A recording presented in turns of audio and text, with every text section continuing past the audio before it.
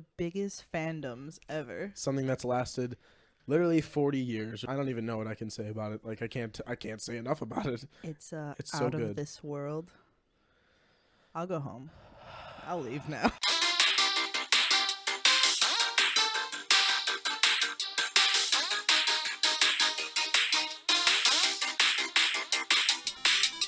Rated E for everything. Welcome back to Rated E for everything. The podcast where we talk a little bit about a lot. You're here with Carl. And my name is Chanel. And today we are going to be discussing everything new and interesting happening in Star Wars. Before we get started here, we're going to play our Cammy game per tradition. As per tradition. The Cammy game, if you don't know by now, is a game where we have 4 rounds to say random words and hopefully get closer and closer to matching our words at the end. Do you have a word in mind? Yeah, I think I'm ready. Okay.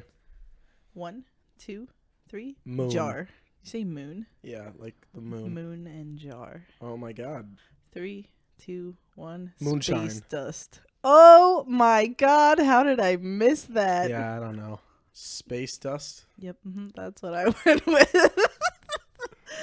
Oh, that was good. That was a good one. Thank you. I ruined it. 3, 2, 1. Comets. I was going to say alcohol. I froze. Okay. Comets and alcohol. Oh, I think I have one. Don't give me that look. We should have had moonshine. I know, you're right. I really, really messed that one up. That was so, like, why did I not think of it? You were like, oh, duh, obvious. And it's like, space dust. It's like playing a word association game to me. What is wrong with my brain then? Okay, are you ready? Last try. Sure. 3, 2, 1. Cosmo. Asteroids. Never mind. It's fine. You said alcohol and comets, and I thought Cosmo, like the martini. Oh, that's funny, actually. Yeah. Yeah, I'm stupid for that one. I'm sorry. Now we're equal. It's fine. All right, moving on. Maybe next week. Wow. That was not good. I apologize. I should have got moonshine, really. We are 0 for 3 as of right now. Yeah. Oh, jeez. What are you going to do? We'll get better. Let's start off Start it off. talking about The Mandalorian. Disney Plus's new series. Initial thoughts. Awesome.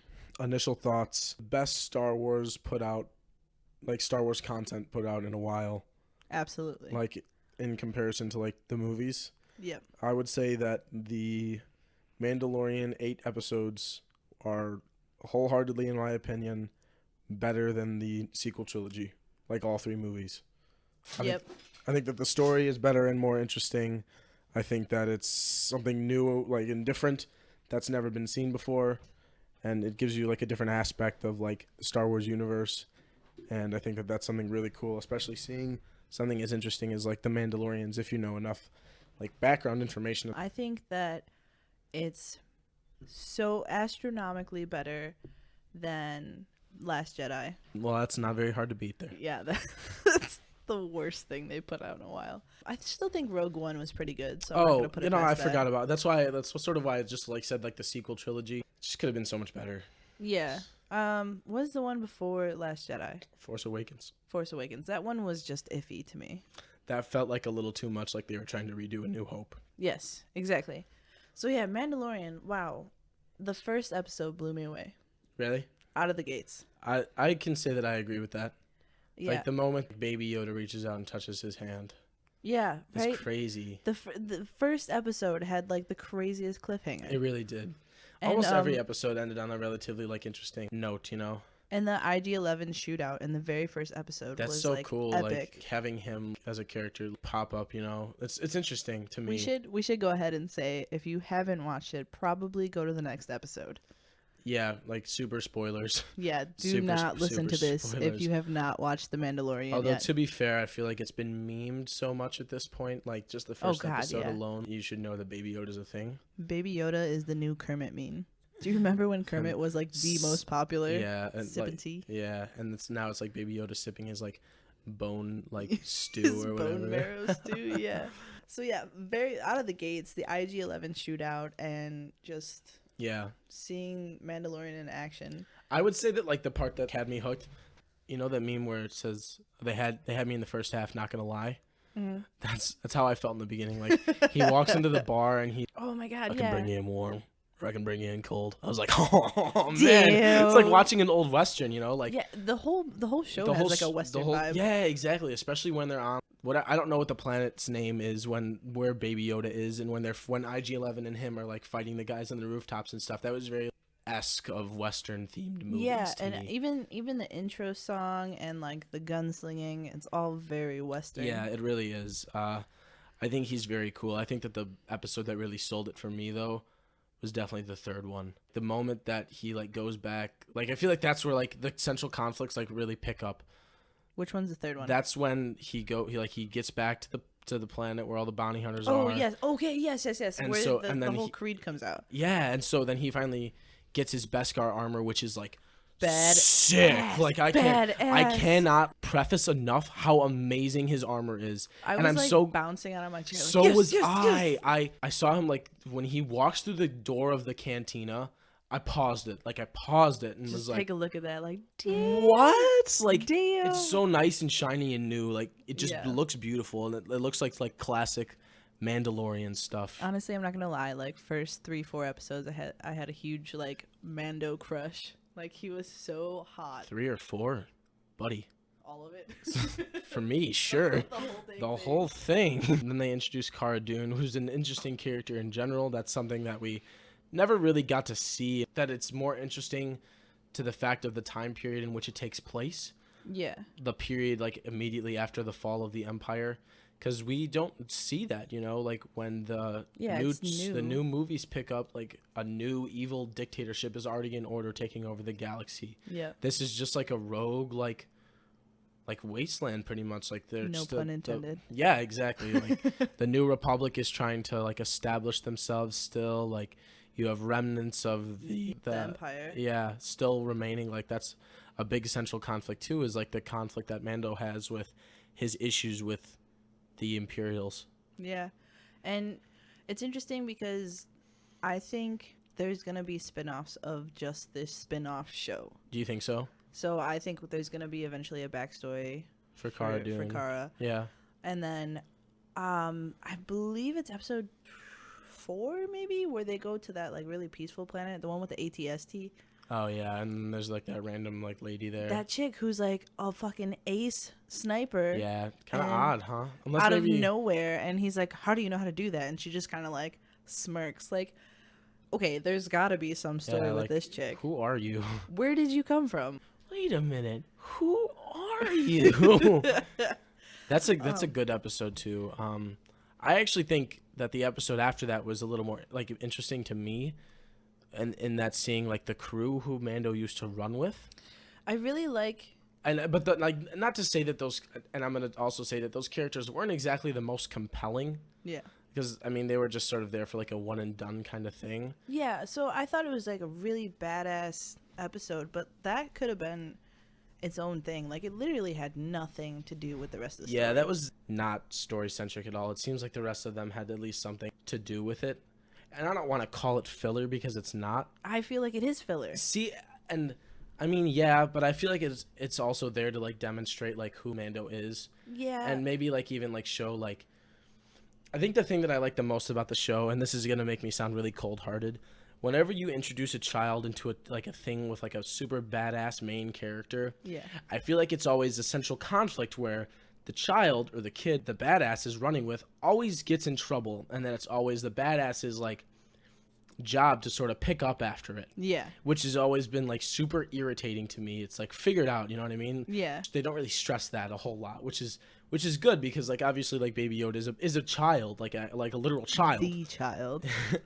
But it's not like Mando needs to be like with him 24/7 to protect him all the time. Yeah, I thought that with especially that episode.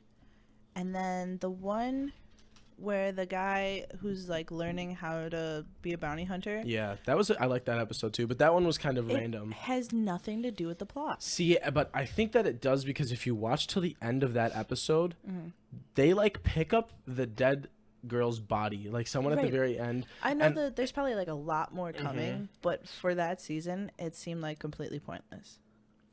And so I thought that it would be Moff Gideon, who comes in at the end, who was the one who was taking her body or whatever, and then like she didn't show up again, so I was a little like, that's strange. I wonder what that means if they're not going to show it this season, if it's going to be something that comes up next season. Yeah, that they're gonna, if they tie those characters, because they're not dead, they're in the jail cell.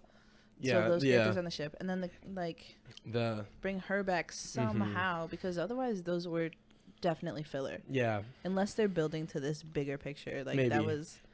I felt like those two were off, but like every episode besides that was just, I was on the edge of my seat. Even though the episodes like don't necessarily have anything to do with the story, I still really enjoyed them and thought they were very badass. Like just seeing him like out like doing his like bounty hunter thing, which I think maybe if they didn't have anything to do with the story, I feel like that's a big part of like what the story is of itself, is like every episode just him like tracking down like another like bounty to try to get money, because that's who he is. He's a bounty hunter, you know what I mean? It's almost like a cop show, like any like NCIS, Criminal Minds, except instead of them solving a case, he's like creating a case. Yeah, exactly. So I guess on its own they can all be episodes. Yeah, they don't have to, and then still have like sort of like a background, you know what I mean? Yeah, definitely. There was always a running story, at least. I'm actually surprised that they killed off Queel. Such a really like cool character. Yeah, and I like him. Nicholas Nolte's awesome. Like, I just didn't expect him. I was like, no way did he die. Yeah, you're like, that's fake. Yeah, they're exactly. Gonna pull spoiler alert. They're gonna pull a Chewie on us. Like he's gonna be okay. Yeah. I thought for sure that like IG-11 was gonna like, when the speeders were like chasing him down at the end of that season 7 episode, that IG-11 was gonna like come out of the ship and be like, "What's up, homies?" and just like blow him away. Yeah. But then at the same time, like the way that the next episode started with those troopers, that conversation like cracked me up. Like that was so funny. Okay, the two shooting at the like, it was like a can or something. And just like missing and then like shaking their blasters. God. Amazing. I think such a nod to all the originals and everything. Just acknowledging like, yes, we know they can't hit shit. So. That's great. Yeah, and I think it was even funnier that it was like famous like comedians who were playing those parts. Oh yeah, like Jason Sudeikis or something, right? Yeah, I think so. And then I don't know who the other guy is. I remember looking it up and like wondering who it was, but I didn't actually know who the other person was. But Jason Sudeikis was the one who I remembered, and he's funny. Like I like him. I love that that's a cameo that you wouldn't know unless you actually like watch credits or saw online. Yeah, or like immediately I was like, there's the moment I watched that part, I was like, there was no reason for them to put this in there unless these are people who are famous. Yeah, you know? It is, but it's fun. It's like comic relief. Yeah, exactly. That's good. It's good. Especially in a show that's like majority like relatively like dark and sort of like brooding, as the Mandalorian is just a character is like that. I feel like the Mandalorian is now Star Wars Batman. He's got all the gadgets. He's like a trained killer. Yeah. Dark and brooding, but also doing good things. Yeah, exactly. So Baby Yoda's like Robin. Yeah, for real. I like the end. I think that was cool, like giving him the jetpack.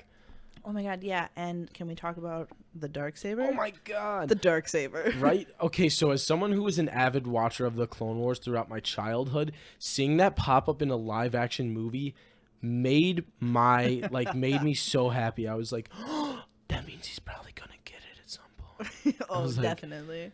I guess I just sort of come back to this, which is kind of upsetting to think about. If this takes place before like the new sequel trilogy, does that mean he's like dead by then? Or like, what do you think is gonna like how? So this is like one of those shows that they could like realistically like run forever, because it's not like you could ever stop hunting bounties. You know what I mean? Yeah. So I wonder if they're gonna have to end it where he like dies in like a tragic like hero way, sort of like a martyr kind of thing. Like, this is probably the part where I should put a disclaimer that I am not the expert on Star Wars. That's more of Carl's realm.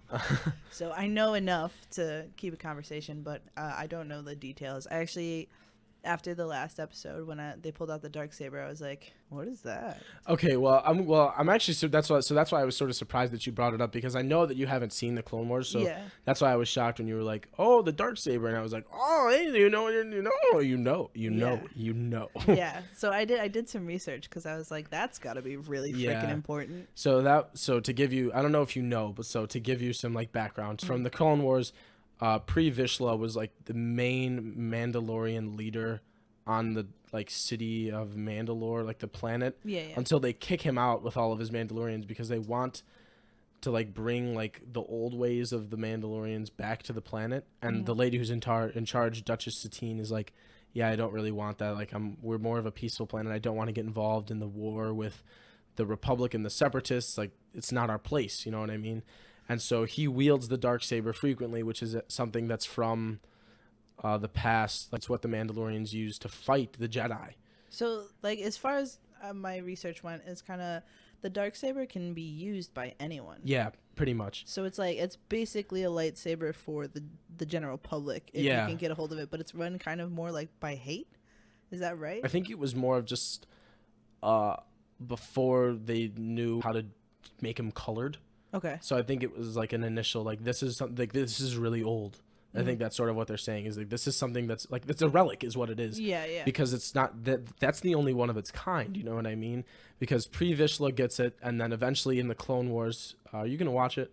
Yeah, probably. Well, then never mind. Okay, yeah, I'm pretty interested in it. Okay, so then somebody else ends up with it. Okay. In that show, and like in the Clone Wars, somebody it's no longer Pre-Vishla's anymore. Okay. And it's actually a pretty important character. I'm glad that they were able to tie the Darksaber back into the world. Yeah, exactly. So do you know, like, is there an energy that runs it, or is it just something similar to like a kyber crystal? I think it's something similar to a kyber crystal. I think that's why instead of to describe a lightsaber, you would say it's more like circular, you know? Yeah. So whereas this is more like an actual blade. Like a saber, yeah. Yeah, like a literal saber, you know what I mean? Which I think it's interesting because I'm pretty sure I think that like Mandalore the Great or Mandalore the Ultimate or somebody like that like used it, or one of the first Mandalorians who became Jedi, it was theirs. And then it eventually became like a Jedi killing weapon. Like that's sort of what it was used for, was to kill Jedi. That's intense. Right? Yeah, so when we were watching it, my roommate actually said something along the lines. He's pretty into Star Wars too, but I'm not sure. He said something along the lines where he thought at some point they said that you have to like harbor hate in order to weaponize the Darksaber. Well, that might be true. I mean, I'm not, like I said, I'm not 100% sure on that. I definitely would need to know more about the thing itself. Right. And I haven't watched the Clone Wars in quite some time. So, but it seems relatively like it's something that could be used by anybody. Yeah. Okay. So I'm gonna go ahead and I have a conspiracy theory, which I think I may have talked to you about the Mandalorian, one of the characters. So the blacksmith for the Mandalorians. Oh yeah, she's a badass for sure. She's so cool, right? I have a theory that I think she's evil. See, and I yes, we did talk about this, and I just don't see it, but I understand where you're coming from. You know what I mean? It just seems so fishy. Okay, so again, spoilers, but the Mandalorian, the Creed that's there, gets massacred. Okay, and all their helmets are left over, and their armor, and a lot of them die. Mm-hmm. A couple flee. A lot of them die. She's the only one there untouched.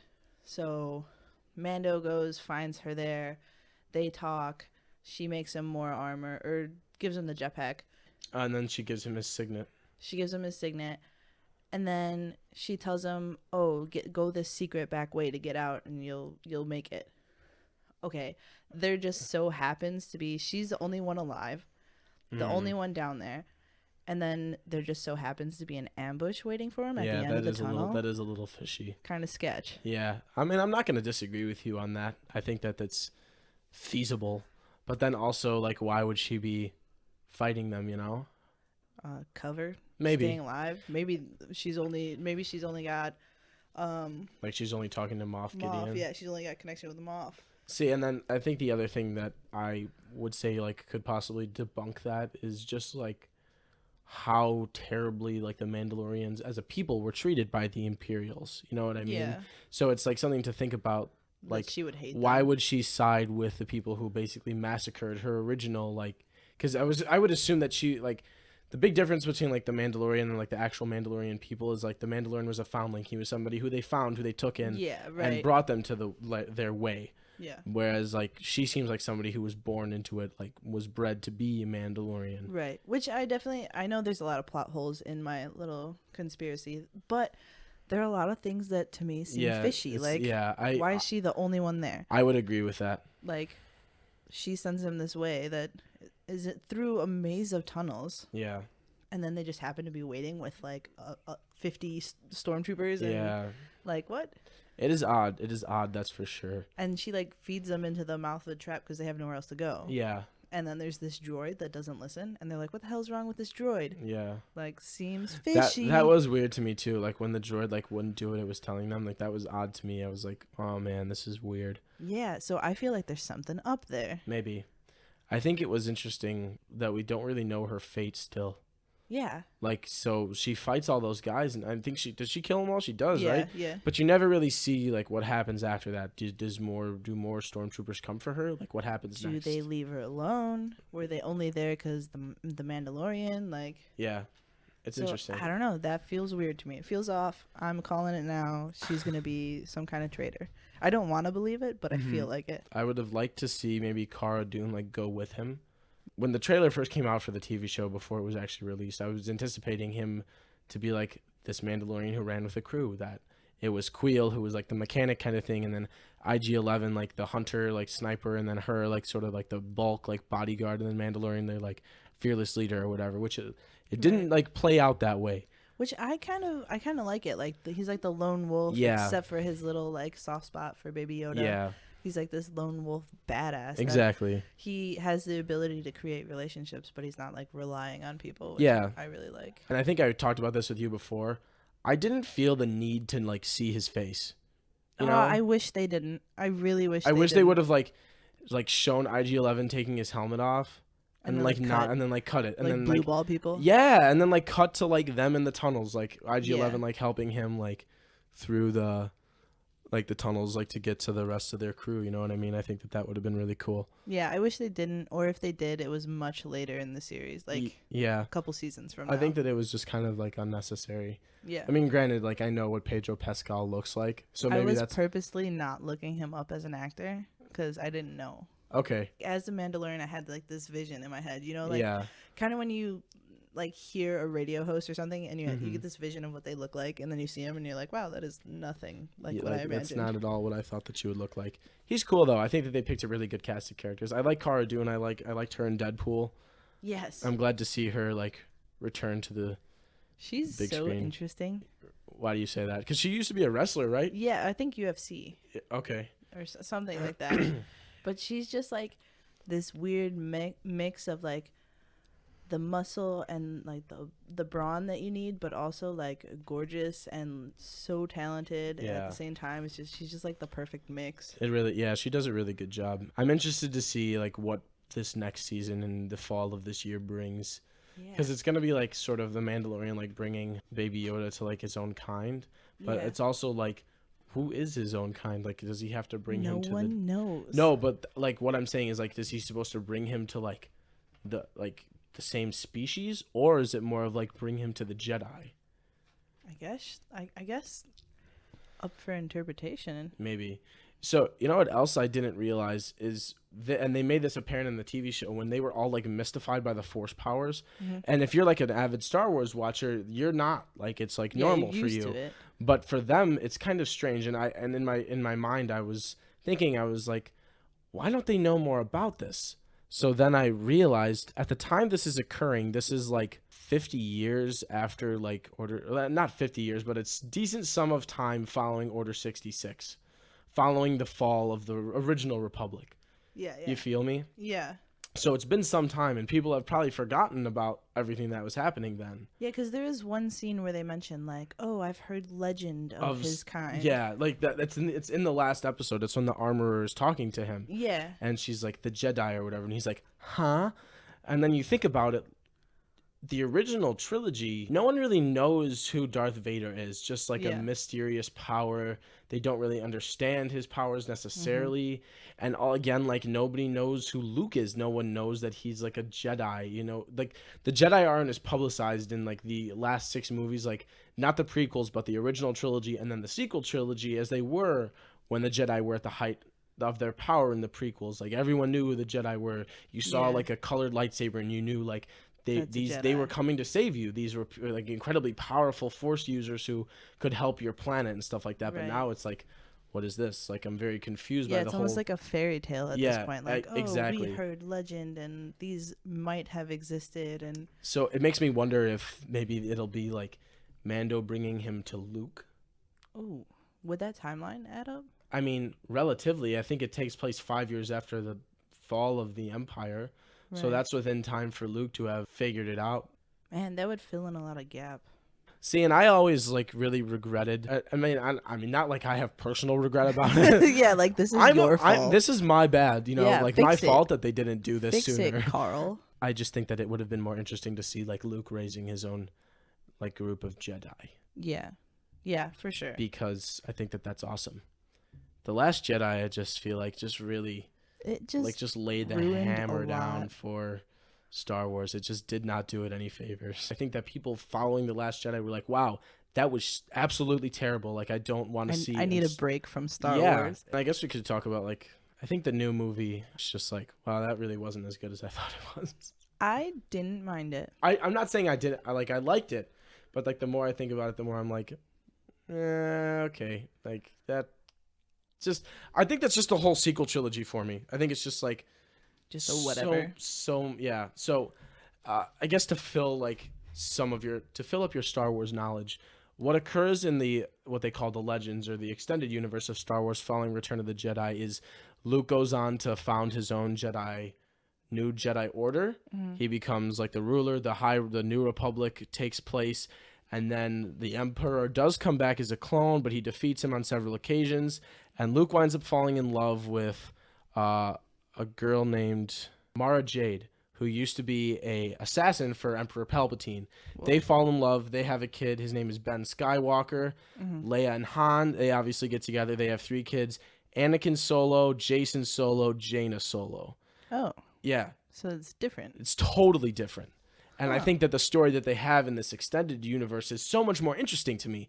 Another thing that takes place, this is a big hitting point for me. I think this is awesome. This race of aliens called the Yuzong Vong, they come and they like roll up into town, and they have this like, they're like big. I think they're like 7 or 8 feet tall, and they have these dang. like giant like war clubs, and they're like just like massive and intense, like crazy aliens, but they're not stupid either. They're very intelligent, and they have armor that is made of lightsaber and blaster resistance, so you can't What? like cut through it.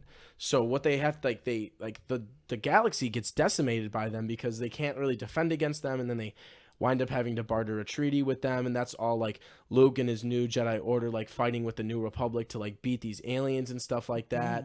And that's cool, right? Yeah, that's pretty cool. And then what winds up happening a little bit later is Jason Solo has very similar aspects of Anakin Skywalker. He's like a star pilot. He's very gifted in the Force, but he winds up getting turned to the dark side, and then he kills Mara Jade. Oh, dang. So he kills Luke's wife, yeah. and then his sister has to kill him. Jaina winds up killing him because he's like so far gone that he can't be Whoa. saved.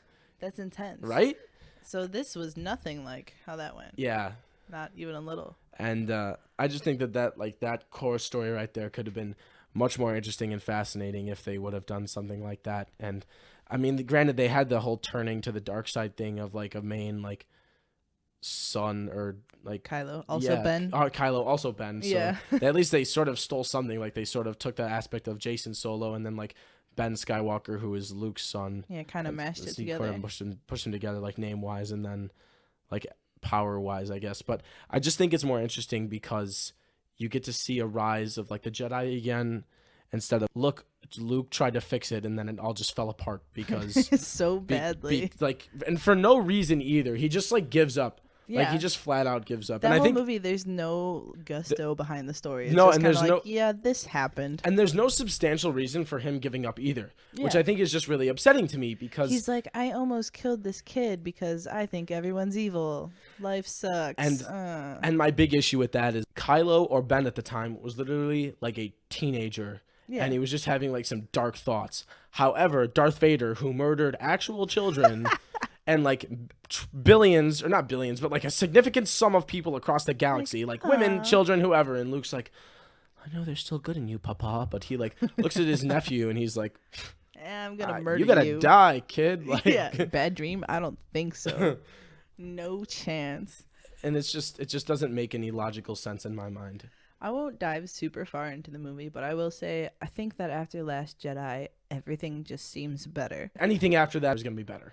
I really appreciated the fight scenes with where they were in like 2 separate places, but like mind melding. Yeah, that was neat. I thought those were really cool. I thought there was some really cool action scenes in the air. And then, yeah, I won't get too far into it, but I thought it was okay. So I've been reading a lot about Chris Trevorrow's, like, because he was the original person who was supposed to direct this new one, right? Okay. So it was supposed to be J.J. Abrams, Rian Johnson, and then him. Mm-hmm. And his movie was supposed to be called Episode 9, Duel of the Fates. Very cool. And the movie honestly sounded like a little bit more interesting than what we got potentially. It was more of like Kylo never gets redeemed. He's forced. He stays evil. Rey has to kill him. Yeah.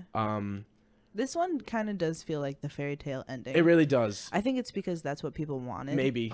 But and it seems very Disney of yeah. them. And like Rey actually, like Palpatine doesn't come back in his version. Mm-hmm. It's just sort of Kylo like on his own, like being evil.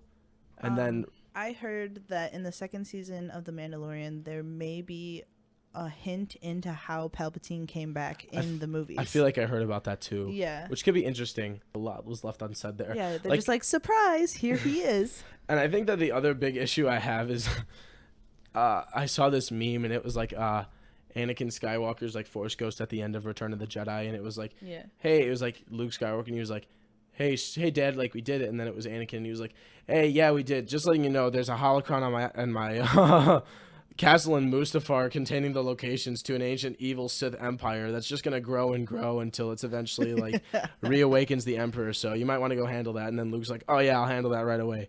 But it's like, I didn't even know that was. Do you know that was where that was? That's where Kylo gets that from, is on Mustafar. Like it's in the remnants of Darth Vader's castle. Oh. So again, that's very. That I feel like there's like a big plot hole there with like. There's a lot of plot holes now. Like, how did no one know about Exegol before this movie? I guess. How did no one know it existed? They also created. A lot of it was just like, boom, there's stuff here. You'll figure it out along the way. They also created a totally fictional like world of Exegol when they didn't have to. In that time period, there was the ancient Sith world it's a place called Korriban. So how it worked was that the Sith were originally a race before they were like a bad guy. Yeah, they had like red, their skin was red. They sort of had like not spikes coming, but like facial like disfigurements, kind of like different bone structure like than like just like a red human. Yeah, but not necessarily. It's something different. They also had like some weird like whisker kind of thing like going on. Like I honestly have to show you, but it's interesting that they could have just as easily used that and they didn't. And it's just it kind of is just upsetting to me. They just made something else. Yeah, it just doesn't make sense to me. It's like, why would you do that when you didn't have to? And I know that Kathleen Kennedy, who is like currently in charge of the Star Wars thing, she said, I'm going to read you a quote. Every one of these movies is a particularly hard nut to crack. There's no source material. We don't have comic books. We don't have 800-page novels, which is just a flat out like BS lie. Because there's so many novels. I just explained several of them to you. Like, there's so many novels. It's not very difficult to adapt some of that into a movie, or at least get relatively close, and you didn't. Like, you got so far from close. Literal books upon books and also graphic novels. And and there's comics now too. I don't know what she's like, what crack she's smoking. When I grew up, that was when there was like a large lull in the Star Wars thing. Like, once Clone Wars that was it for a while there, and then Rebels, but that really didn't have any substantial like things to add to the story. I mean, it gave you background, but it didn't advance the story in any particular way. So that's why I always found Legends so interesting, because it was like, wow, so this is what happens after Return of the Jedi. And then with these new movies, I was so hyped and excited, and I feel like that Disney was just more catering to a different audience than what they should have been doing. So, Fallen Order. Can we talk about it? You can. I haven't played it yet. So I'm in the middle of playing it. And it looks amazing. It looks amazing. It's a beautiful game. It's so well done. Cameron Monaghan is just fantastic. Amazing, beautiful, talented. Shout out to him. Someone send this to him. Yeah, maybe we'll get him on the show. Oh, that would be amazing. But he's incredible. He's a great actor. The game is awesome. It looks so cool. That's another like thing that sort of advances the story too, because you get more information on the Inquisitors, like the seventh sister and the ninth sister as well, and those are characters who appear in Rebels. It kind of dives into different races too that you don't really get full explanations of what they're going through in the movies. Like, really? they're like when you go to Kashyyyk, there's a lot about the Wookiees and like See, that's awesome. yeah, it's like a lot of story that you don't really get in the movies, and you get to fight with them, fight for them, see like is it the Empire at the time or the Empire. The Empire at the time. Okay, see, not that good at it. No, that's fine. But the Empire is like torturing and enslaving these Wookiees, and you get nothing of that. Yeah, and maybe nods to it, and like it happens on a couple different planets. You're like, oh my gosh, like they're everywhere. And then you remember from Solo as well. Like that's sort of how Han and Chewie meet. Is that Chewie was imprisoned by the Imperials, and then to go back to Clone Wars, this is like a minor spoiler for you, but Chewbacca also makes an appearance in that TV show as a teenager as well. And then I think in Rebels, not him specifically, but the Wookiees, like the first episode of Star Wars Rebels involves them freeing Wookiees from Imperial captivity. So yeah, it's like the ones you don't get to see on the big screen. It kind of gets filled in this game. And there's the story. I'm not going to spoil it for you, but it's very interesting, and I think it's actually gonna fit into the timeline completely. Really? What it seems like. That's interesting. It seems really good. I have to play it. Like it's sort of like one of those things. It's worth it, and also just the fact that you can customize lightsabers in a game again, and be a Jedi. You know, and be a it's Jedi. So cool. Yeah, it's great. And I will spoil a little part. There is a part where you get to drive and control an AT-AT. Really? Awesome. Have you gotten the double-bladed lightsaber yet? No, I want it so bad. I don't have it yet. But I heard you can get it on like several planets, but one of the main ones, like I remember reading people being like, "Yeah, the moment I unlocked Dathomir, I went there and tried to get like the double-bladed lightsaber." Dathomir is like one of the first ones that's open to you. It's just so hard. That's like, what they were saying. They were like, "Oh my god, I went to Dathomir and hated myself for it, but I got the double-bladed lightsaber early on in the game." I went there. It was the first place I went after like the opening scenes. Uh-huh. And I got destroyed. So have you like gone back yet? Or I haven't gone back yet. Okay. So what planet are you on right now? I guess is my question. I'm on Kashyyyk, but it's the second time I've come back in the story. Okay. So, yeah, I've been to Dathomir, Zepho, Kashyyyk, back to Zepho for part of the story, and now I'm just getting back to Kashyyyk. Okay. And there's so much more. Really? Like I'm barely into it. Huh. That's cool. I mean, it seems like it's going to be like it's a long game, huh? Yeah, and literally my only gripe about the game so far is that when you die, the respawn loading page is ridiculously long. Is it really? It just makes me like when I die, like I'm like, I guess I'm done today. Like it's so it's not that bad, but it's like a good minute and a half. That's one of my biggest issues with video games. Like a game that's like that is Destiny. Like Destiny 1 and 2. Because they're such big games. Yeah, and they have. I mean, it makes sense, but like at the same time, it's like figure it out.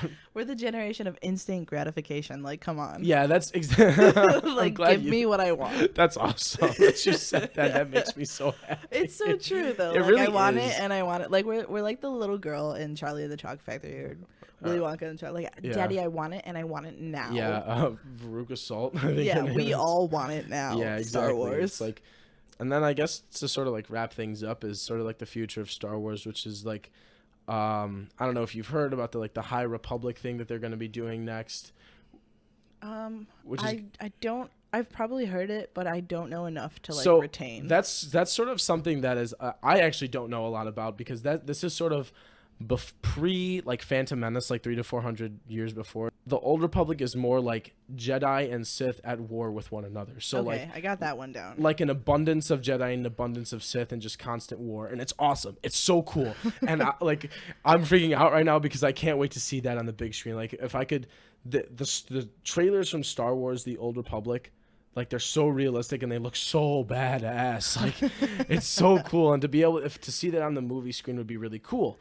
So then by the time the High Republic comes on, one of the like main things that the Sith were having trouble with was that there was a lot of infighting because they're constantly vying for power. That's their whole point. Is power conquers all, you know? Yeah. So this guy named Darth Bane, he comes around and he comes up with this idea of the rule of two. There's always two Sith, an apprentice and the master. Yeah, and the only I've heard this before. I don't know why. Well, because it was Darth Sidious and Darth Plagueis, you know, like the tragedy of Darth Plagueis was Darth Sidious's master. And so Darth Bane inputs this rule, and that it only exists until like the apprentice becomes powerful enough to overtake the master, and then he becomes the new master, and then he takes on another apprentice. Sort of why Darth Sidious kills Darth Plagueis. I'm pretty sure somewhere in between Phantom Menace and the Attack of the Clones, Mm-hmm. because I think in Phantom Menace, Darth Plagueis was still like working, like Sidious was his apprentice, and then he eventually kills him. Okay. But that's why Sidious was only ever like he had Maul, and then he had Dooku. You know what I mean? Yeah. And then after Dooku dies, he has Anakin, he has Vader. You know what I mean? And I think that that's going to be interesting to see, like because the New Republic is kind of like the height of the Jedi at their power. You know, like that's when there wasn't really any like super terrible wars going on. The Separatists weren't a thing yet. There was no Clone Wars yet, and it's like, so this is what's like. This is when the Jedi were like really like keepers of the peace as they were meant to be. Wow. So there's so much to come. Yeah, they need to recover more from Last Jedi. Like they're still recovering from it, arguably, and they need to like get a secure foothold with the fan base and be like, listen, like we know we screwed up, but we need like this. Hopefully, this stuff is something that's gonna bring you like hook you back into we're bringing you back. the Star Wars fandom overall. All right. One last closing question. Okay, If you had a lightsaber, what color would you want it to be? orange, no doubt. Nice. It's so unique in It's my rare. mind. It's Yeah. rare and unique. Yeah. And if I couldn't pick that, if I had to pick a basic one, it would probably be blue, because. So do you know the meaning of the lightsabers? No. Okay. No. Well, okay. So the blue lightsaber is more the one of like a Jedi like warrior or knight. So Okay. someone who is like meant to like fight and keep the peace. Does that Okay. make sense? Yep. Mm-hmm. So then the green is more of a Jedi. Oh my god! And now I forget the names, and now I hate myself because I forgot it. Anyway, it's like someone who's more like focused on like being a part of the like force Okay. and using and like knowledge and stuff like that. So not like someone who's like more of a fighter. Whereas like, oh, it's a Jedi Guardian is the one with the blue, and then Jedi, and then I'm gonna forget, and I still hate myself. Okay. So blue is a fighter. Green Green is is, more like- attached like- to the Force. And more like wisdom, like more knowledgeable about things. Okay. And then yellow, like Rey has, and Yeah. also so they're called Jedi Sentinels, Uh-huh. and they're more into like strategy, I guess, to talk like to put it like in layman's terms. They don't like use their lightsabers if they don't have to. They don't use the Force if they don't have to. They're sort of there just to like be there, if that makes sense. And then like red is obviously like Evil. like Sith, Sith. and then purple is obviously just Mace Windu because Because Samuel L. L. Jackson wanted to be seen in the fight scene on Geonosis. He said, "I want this, or I'm not coming." Yeah, Right now, my lightsaber is orange in the game, so I'm pretty pumped. and that's cool. Like I think I definitely would pick orange. Pretty If- pumped about that. What would you say?